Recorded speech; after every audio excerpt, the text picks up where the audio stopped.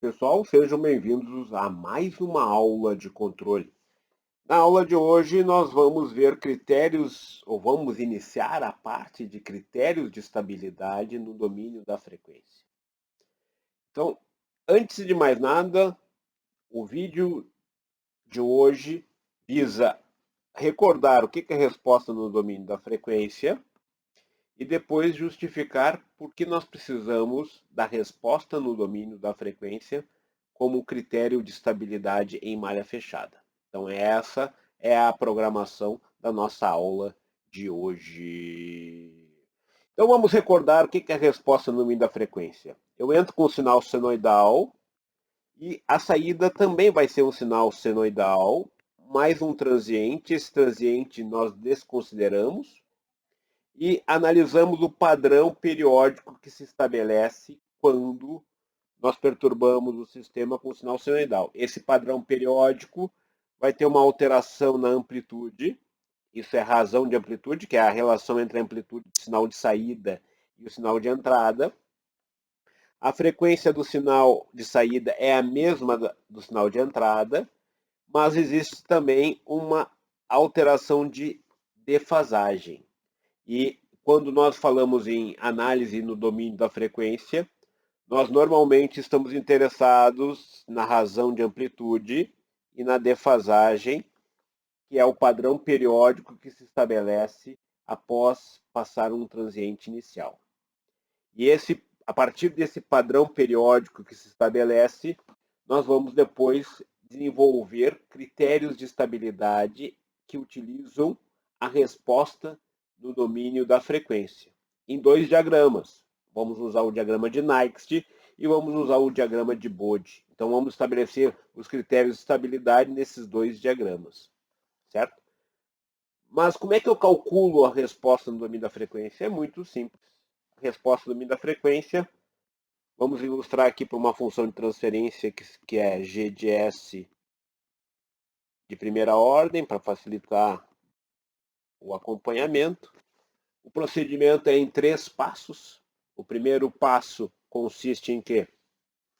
O primeiro passo consiste em substituir S por J ômega. Então, esse é o primeiro passo. Substituição de S por J ômega. Nesse caso específico, então, é só substituir aonde aparece S, J ômega, que para essa função de transferência fica 1 mais J ômega tal. É isso aqui, certo?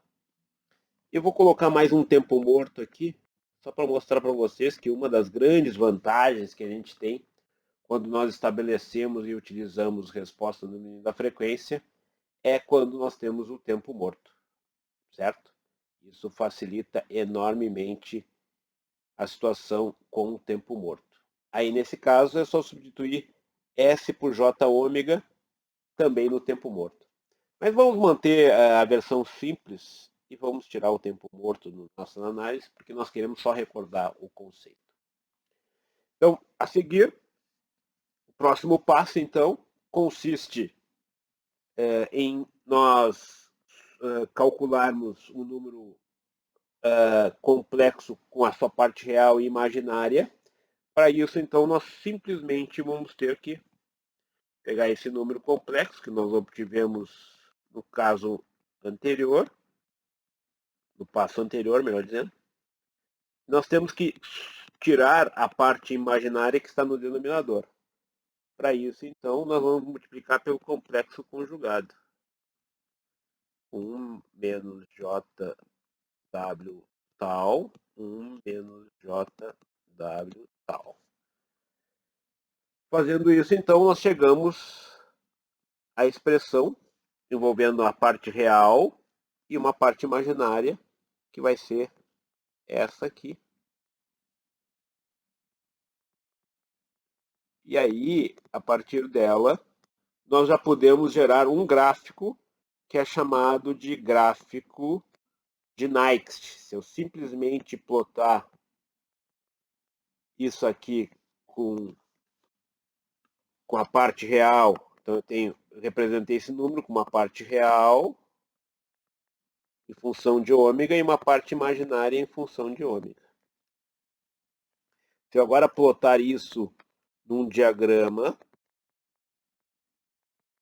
em coordenadas retangulares, nós vamos ter, então, o que nós chamamos de diagrama de Nyquist. Então, o diagrama de Nyquist vai ser, para esse caso específico, de uma primeira ordem. Nós vamos plotar o par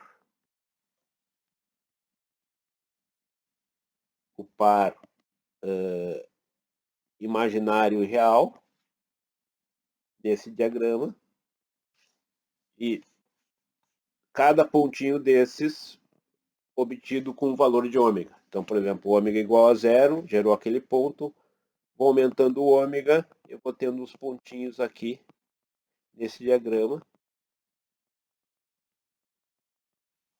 Se eu unir esses pontos, eu vou ter um lugar desses pontos, e esse lugar nesses pontos, ele vai ser justamente o diagrama de Nyquist. O que parametriza os pontos no diagrama de Nyquist é a frequência, que começa em zero e vai até infinito. Se eu agora fizer ela ir de menos infinito, vamos fazer um diagrama com ômega igual a menos infinito, até zero, nós vamos ter uma curva simétrica em relação ao eixo real, que começa em menos infinito e vai até ômega igual a zero. E esse aqui é o diagrama de Nyquist. Diagrama de Nyquist.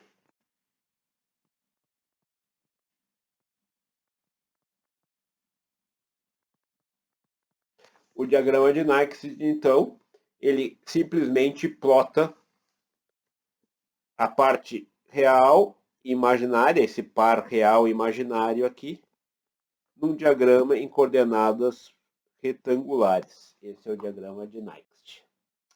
Nós vamos ver que a partir desse diagrama, através do número de circulações no ponto -1, que vai ser um ponto-chave para nós vamos poder determinar a quantidade de polos instáveis em malha fechada. Mas isso é assunto do nosso próximo vídeo. Certo? Bom, se nós continuarmos e agora representarmos esse número complexo em coordenadas polares, através de uma razão de amplitude e uma defasagem, nós vamos ter o que nós chamamos de diagrama de Bode. Certo? Então é o que nós vamos fazer em seguida. Então, observem, o principal passo consiste em substituir S por J ômega. E isso, se eu representar em coordenadas retangulares, eu tenho o diagrama de Nyquist. E agora, se eu fizer em coordenadas polares, eu vou ter o diagrama de Bode. Então, vamos primeiro fazer as coordenadas polares. Vamos fazer um diagramazinho aqui. Vou pegar um pontinho daqueles lá e vou representá-lo através da sua em coordenadas polares. Ou seja, imagina que eu tenho um pontinho aqui. Esse ponto, agora eu vou representá-lo não mais... Antes nós estávamos representando por uma parte real e por uma parte imaginária. Certo? Agora nós vamos representar isso por um raio e por um ângulo. O ângulo φ. Então agora eu vou pegar esse triângulo aqui e vou colocar esse triângulo separado. E aí simplesmente para obter as coordenadas polares, essencialmente nós fazemos o quê? Relações trigonométricas básicas aplicadas a um triângulo retângulo. Então nós temos um triângulo retângulo. Então a parte o ângulo vai ser o φ. E o cateto adjacente vai ser a parte real e o cateto oposto vai ser a parte imaginária. É a mesma parte real e imaginária que nós determinamos aqui, só que agora nós vamos representar por um raio e por um ângulo. E a hipotenusa vai ser a razão de amplitude, isso é o módulo desse número complexo. Então essa é a ideia que nós vamos fazer aqui. Então, vamos lá. A razão de amplitude é a hipotenusa, somatório do quadrado dos catetos. Quadrado da hipotenusa, nós queremos a hipotenusa, então nós tiramos a raiz quadrada. R ao quadrado mais a parte imaginária ao quadrado. Certo? Isso é a razão de amplitude. E a defasagem vai vir tangente de φ é o quê? É cateto oposto, que é a parte imaginária, sobre a parte cateto adjacente, que é a parte real. Mas como nós queremos o φ, então o φ vai ser arco tangente deste argumento imaginário real. Certo? Se eu agora plotar isso em dois subplots, ou seja, criarmos um diagrama com dois subplots, no plot de cima nós vamos ter o logaritmo decimal da razão de amplitude, e no plot de baixo nós vamos fazer a defasagem. Então, o diagrama que nós vamos construir, então, esse diagrama que plota o logaritmo decimal da razão de amplitude versus logaritmo decimal da frequência, ômega. Esse aqui é o plot que nós vamos chamar de diagrama de Bode, que é defasagem. Vou colocar defasagem.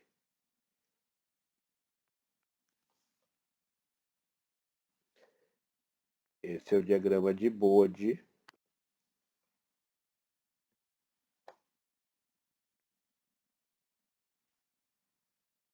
Que no caso de uma primeira ordem vai até 90 graus de defasagem. Esse é o diagrama de Bode. A grande vantagem que o diagrama de Bode nos oferece é que o diagrama de Bode deixa a frequência explícita. No diagrama de Nyquist, a frequência está por trás de cada um desses pontinhos. Ela não aparece explícita, ela parametriza a curva. Já no diagrama de Bode, ela é um eixo. Então nós temos dois subplots, o subplot de cima é o da razão de amplitude, que é essa parte aqui, e o subplot de baixo é a defasagem, que é o atraso ocorrido na fase, que é o atraso ocorrido na resposta do sistema. E aí nós representamos o subplot de baixo. O diagrama de Bode, então, simplesmente é isso. O que nós vamos ver nos nossos próximos vídeos desta semana é como, olhando um diagrama desse tipo, nós conseguiremos determinar se o sistema é estável ou instável em malha fechada. Esse é o critério de estabilidade de Nyquist, que vai fazer uso de diagrama de Nyquist. E depois, no nosso último vídeo desta semana, nós vamos ver como é que nós vemos a mesma coisa olhando o diagrama de Bode. E aí o critério de estabilidade vai ser o critério de estabilidade de Bode, que é essencialmente igual ao critério de estabilidade de Nyquist, só que visto nesse diagrama aqui. Certo? Então esse é o assunto da nossa aula desta semana.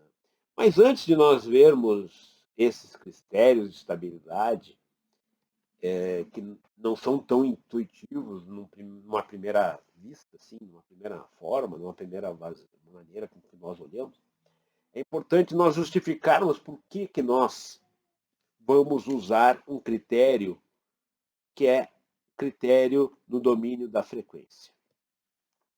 Então, a principal razão pela qual nós utilizamos critérios no domínio da frequência para determinar a estabilidade do sistema é que eles são a melhor forma de se determinar a robustez. A robustez é uma propriedade extremamente importante, porque nós vamos usar modelos que não representam na sua totalidade o comportamento do sistema.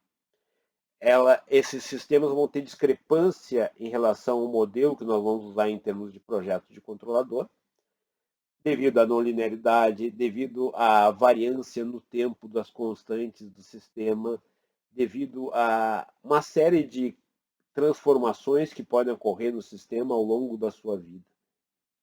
Então, o que nós queremos é que o controlador projetado para essa aproximação do sistema real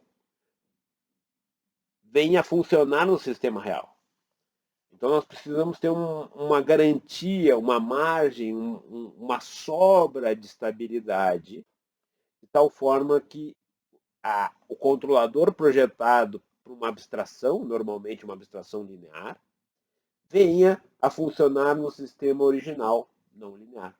Essa propriedade nós chamamos de robustez. E a robustez é uma propriedade fundamental. Ela é medida através de distâncias da instabilidade. E aí nós temos critérios de robustez no domínio da frequência, que são muito importantes, são os melhores critérios de estabilidade. Então, se nós pegarmos aqui o lugar das raízes, que é o que nós temos utilizado até agora,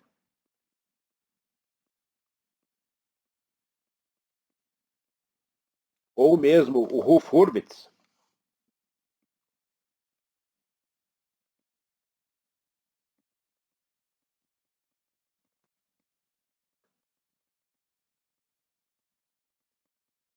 nós vamos só conseguir determinar o que a gente chama de margem de ganho.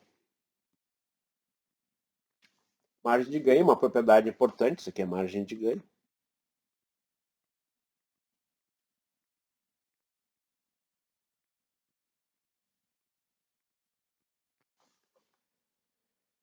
E eu não vou conseguir determinar, por exemplo, se eu quiser determinar reserva de fase e máxima sensibilidade, representados aqui como RF e MS, eu sou obrigado a usar o diagrama de Nyquist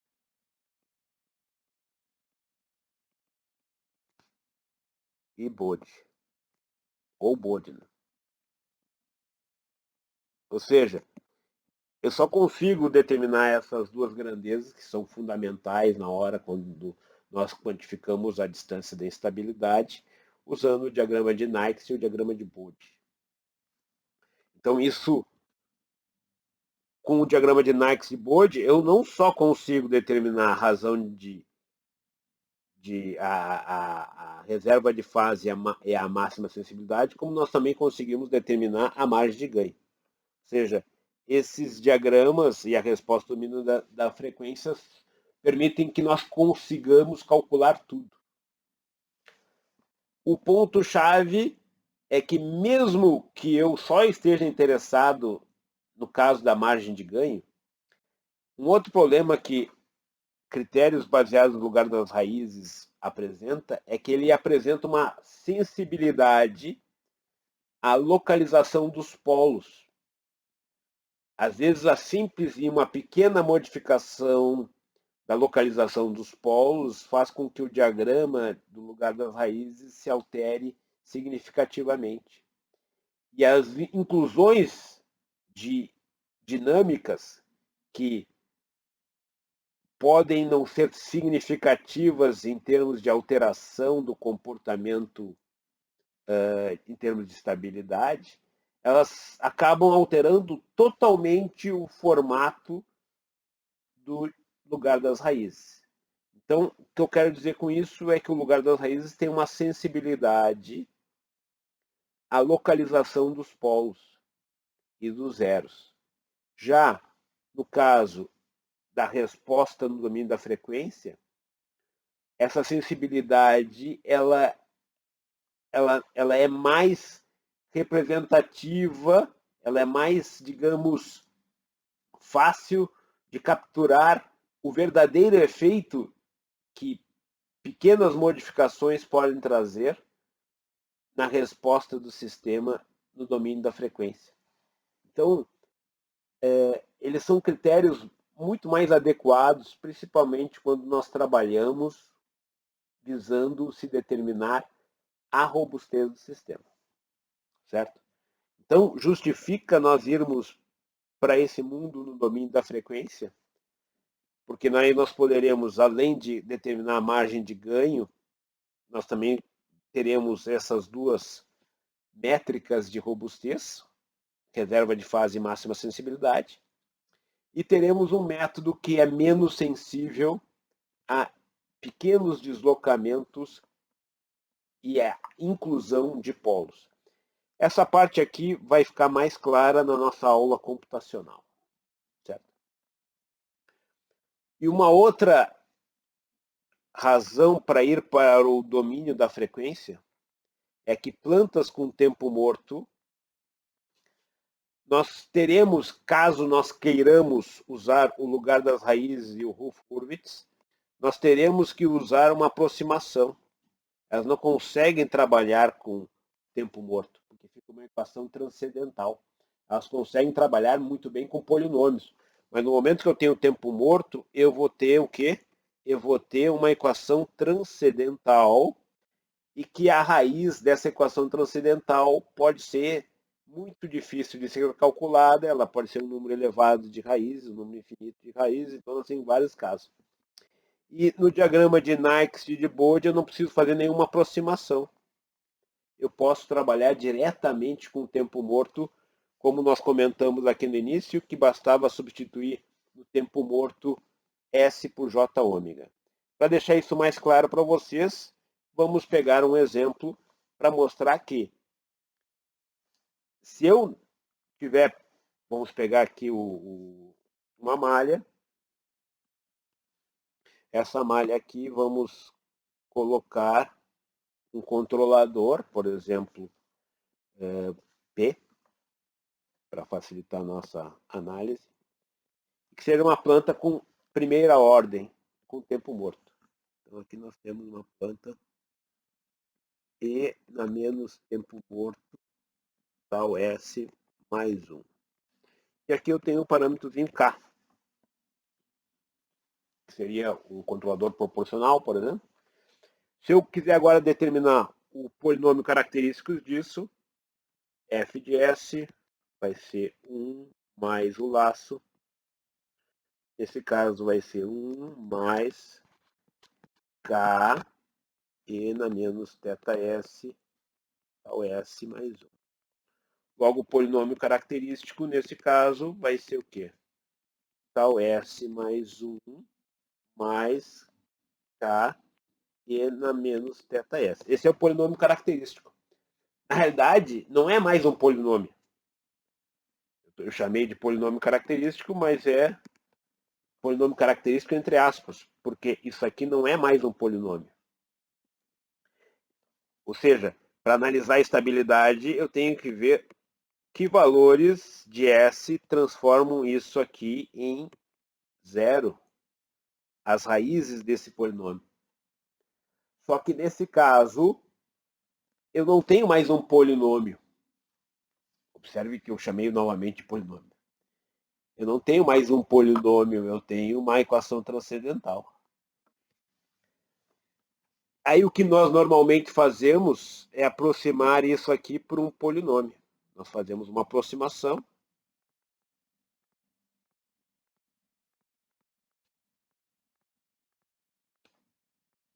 Essa aproximação, a mais comum, que a gente vai ver logo em seguida, é a de Padé. Uma ótima representação. Para ver isso aqui. Nós já vamos deduzir isso para vocês. Aí o laço vai ficar assim. Que se não fizer essa aproximação, eu não consigo usar o lugar das raízes.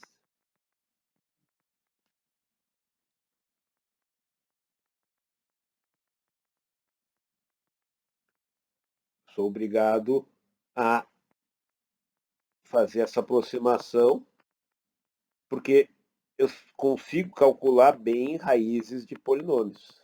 Quando eu tenho o tempo morto, eu já não tenho mais um polinômio. Agora sim que eu vou ter um polinômio, uma aproximação do polinômio, que é esse cara aqui.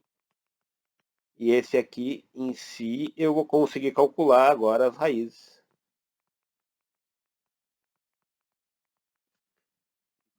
Vou efetivamente poder determinar a estabilidade do sistema. Mas eu fui obrigado a fazer essa aproximação. Essa aqui é a aproximação. Sem essa aproximação aqui, eu não consigo resolver e usar o lugar das raízes. Certo? Mas no domínio da frequência, eu não tenho que fazer nada. No domínio da frequência, eu simplesmente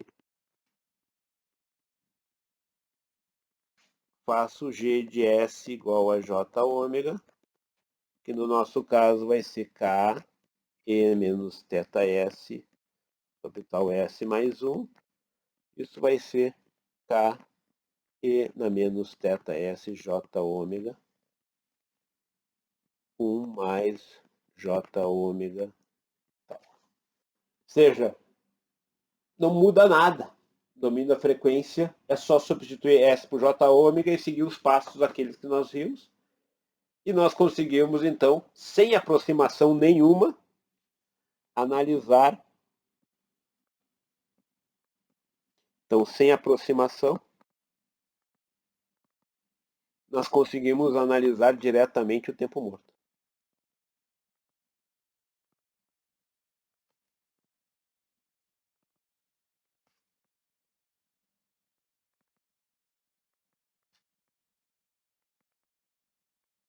Então, isso é importante.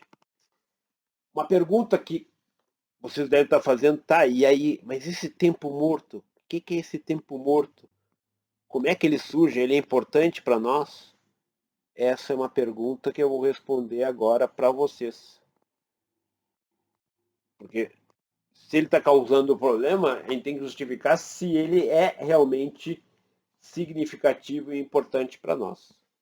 Então, é o que nós vamos fazer agora. Vamos ver como o tempo morto surge. E depois nós vamos ver como nós podemos fazer essa aproximação. Então, nós vamos ver que o tempo morto ele pode surgir de 3 formas.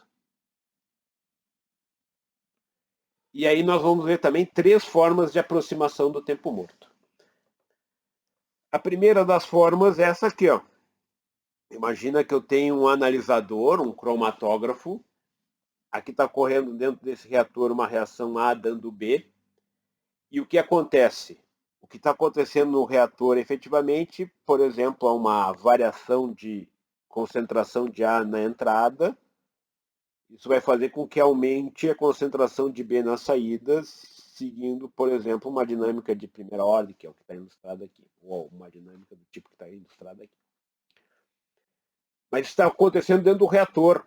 Mas eu não tenho esse valor.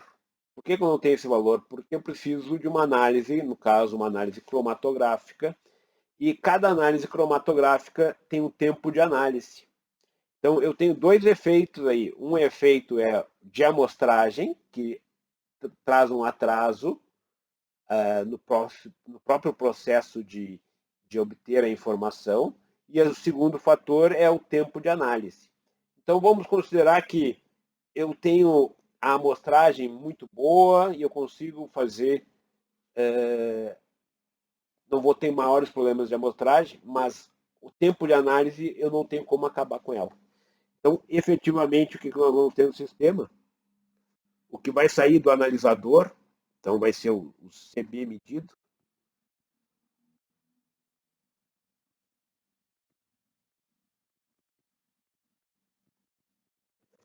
pelo atraso na informação, que é o tempo de análise, simplesmente eu vou ter uma curva paralela àquela original, deslocada no eixo do tempo. E esse deslocamento no eixo do tempo aqui, isso aqui é o tempo morto. Esse tempo morto é o tempo de análise cromatográfica. Tempo de análise cromatográfica.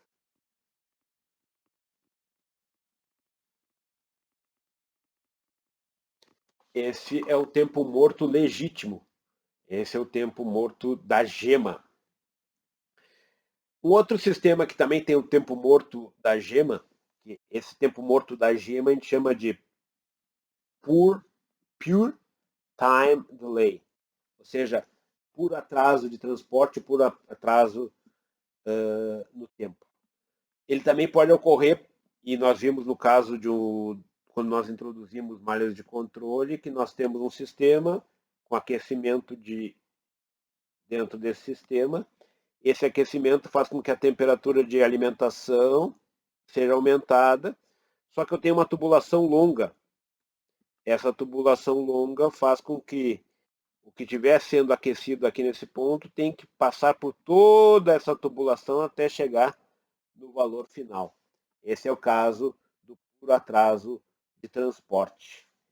E aí nós vimos em aula que isso aqui vai ser capturado ou pode ser representado considerando um tempo morto.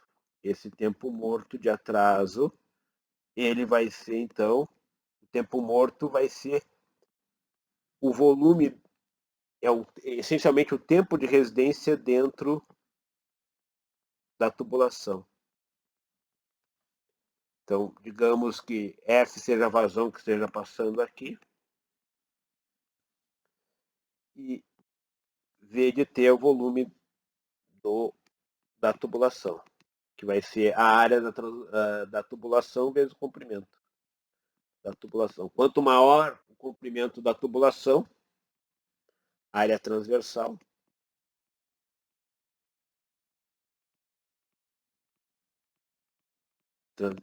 da tubulação,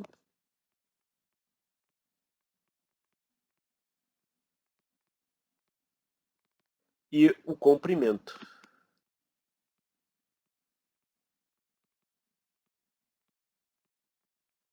Então aqui nós vamos ter também o mesmo caso de antes.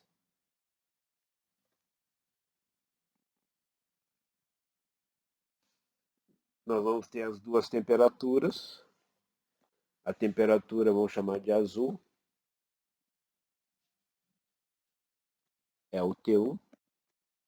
E a temperatura atrasada é o T2. E esse aqui é o tempo morto. Então é o mesmo caso de antes. Esse aqui é o chamado atraso devido ao transporte, certo? Porque eu demoro até chegar lá. A molécula quente que sair daqui, ela tem que passar por toda a tubulação. Essa molécula quente tem que transitar até chegar no final da tubulação. Isso está associado a um tempo morto. O último caso não é um tempo morto legítimo, ele consiste na situação, digamos que eu tenho uma coluna de destilação aqui, essa coluna de destilação, o líquido retorna para a coluna, aí enche esse prato um pouquinho mais, aumenta essa vazão, que enche um pouquinho mais esse prato, aumenta essa vazão, enche um pouquinho mais esse prato, aumenta essa vazão. Então ele vai indo de prato em prato, e cada prato desses tem uma dinâmica, por exemplo, de primeira ordem.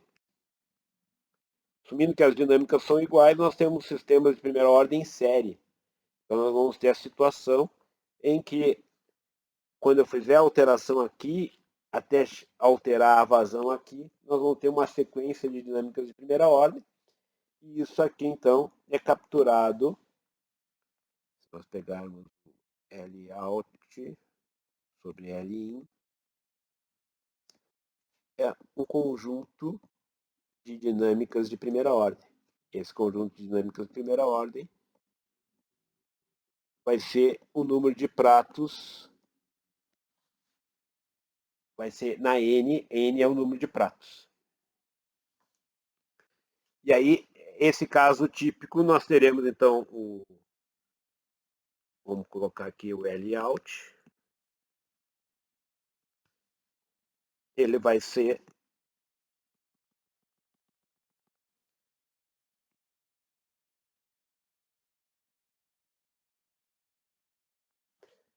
e aí, claro, vocês veem que ele não é um tempo morto legítimo, mas eu aproximo isso aqui como um tempo morto legítimo.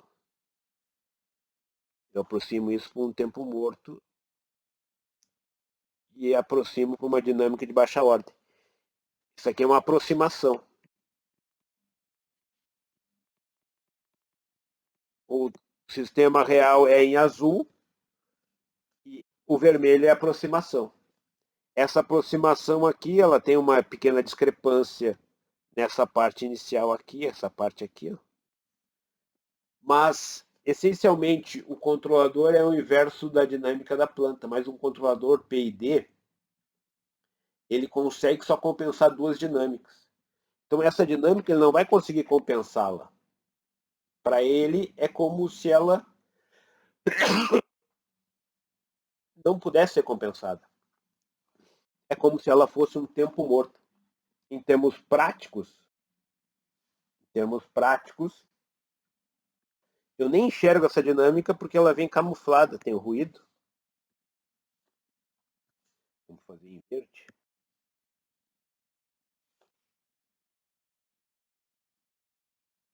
O ruído dificulta eu enxergar essa dinâmica.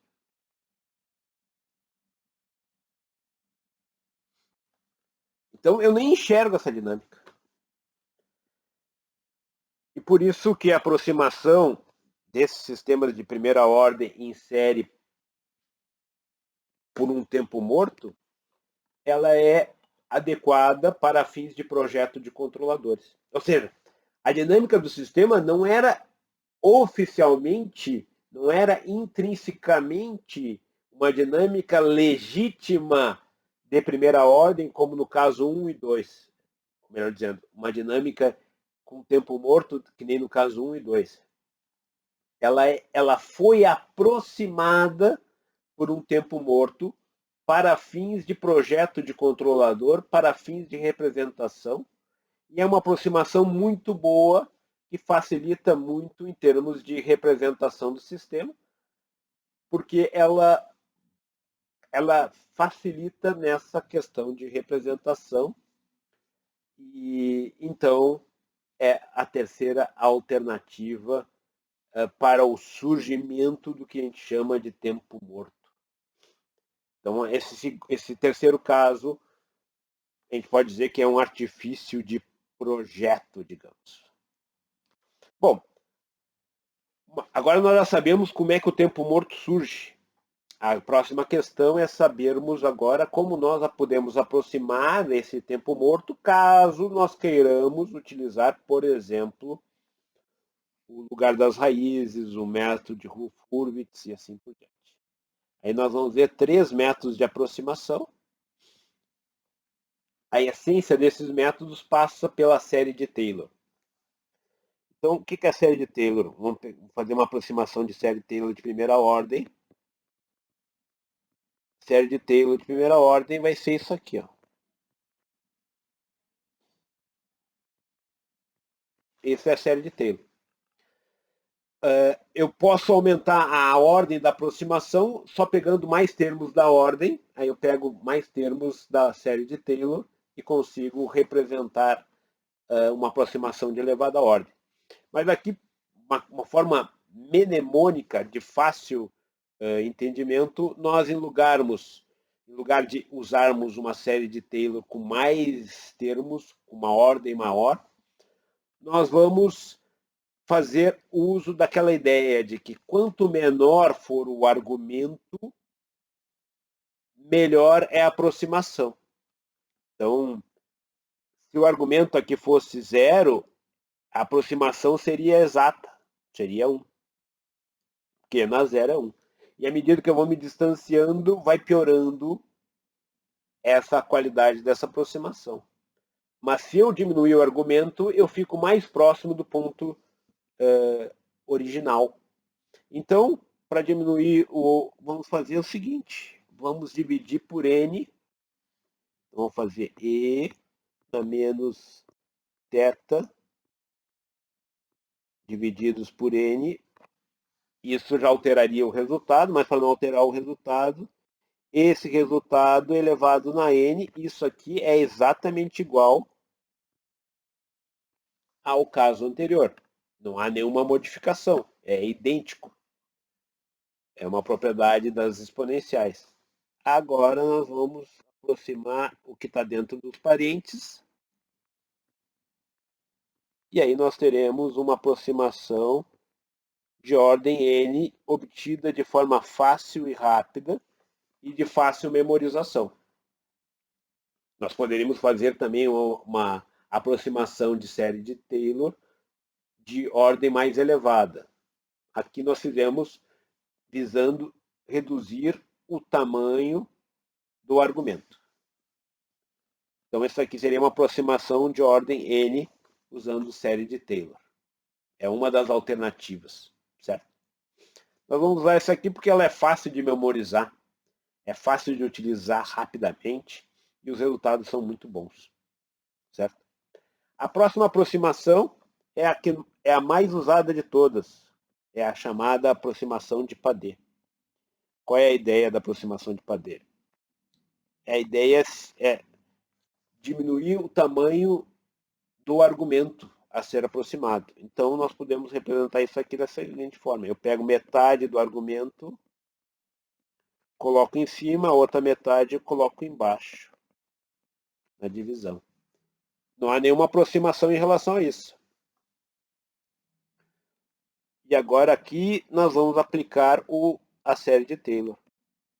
A série de Taylor em cada um dos termos. Aí nós estamos fazendo uma aproximação, que é uma aproximação racional, uma relação de polinômios. Essa é a aproximação racional, essa é a aproximação de Padé de ordem 1. Como é que nós podemos obter Padé de ordem enésima? Podemos mais uma vez usar uma série de Taylor expandindo o numerador em ordens maiores e o denominador em ordens maiores, ou podemos fazer o mesmo truque de antes. Então, vamos fazer o mesmo truque de antes. Nós vamos agora fazer isso aqui. Ó.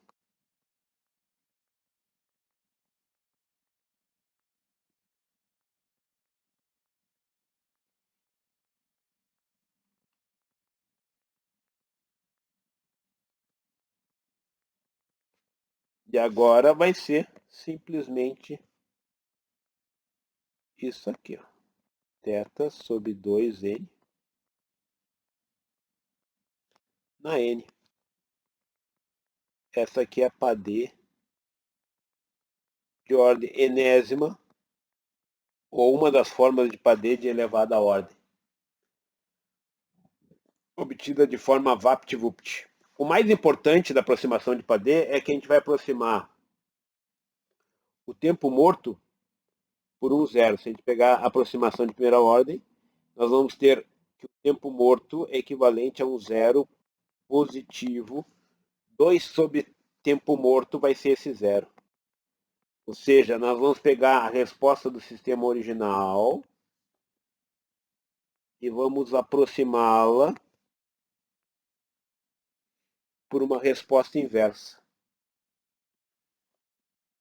E isso aqui vai levar, então, à nossa aproximação de Padé. Digamos, o sistema original seria com tempo morto, e a partir daqui, por exemplo, primeira ordem. quando eu faço uma aproximação de padê, eu vou representar essa parte inicial aqui como uma resposta inversa. Eu aproximo o tempo morto com resposta inversa.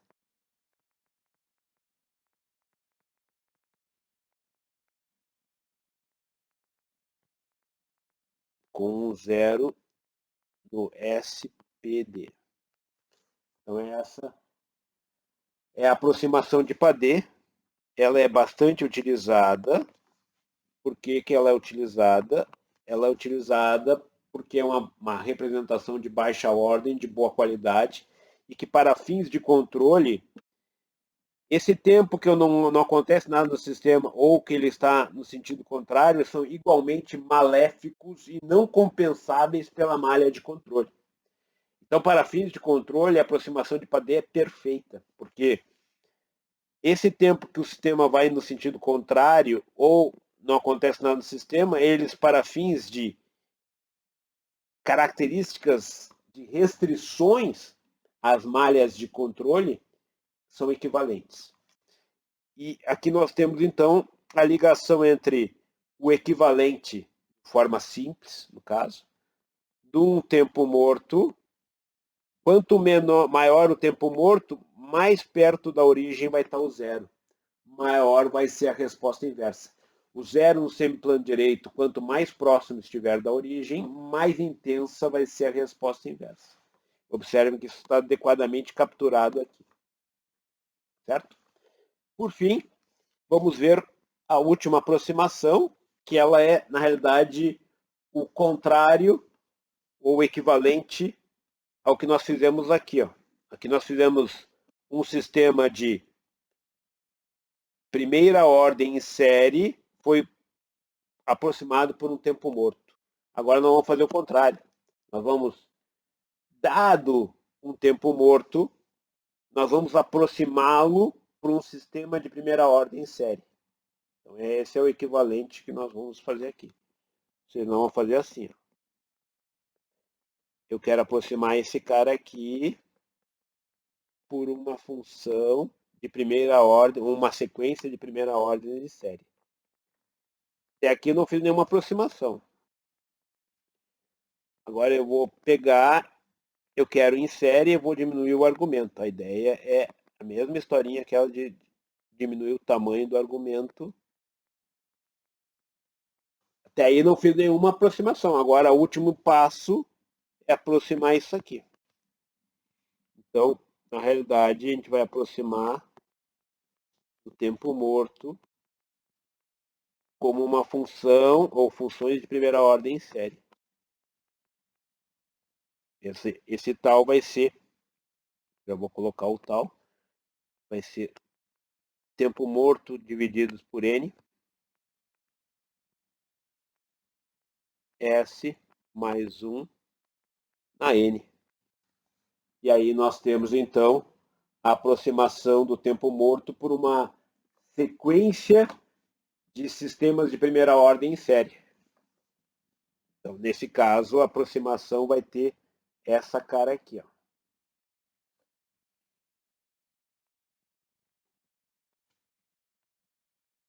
Digamos que o sistema original seja esse em vermelho.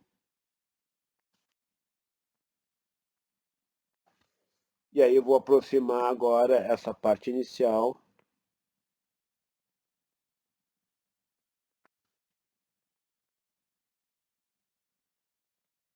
Então o y, esse aqui seria o y aproximado. E o outro é o y com tempo morto. Mesma coisa que nós usamos aqui.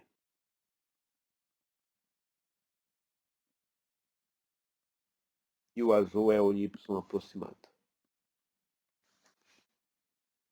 Só que agora eu estou fazendo a aproximação, não por uma resposta inversa, por uma sequência de funções de primeira ordem em série. Certo? Com isso, então, nós terminamos o vídeo primeiro vídeo da semana 10.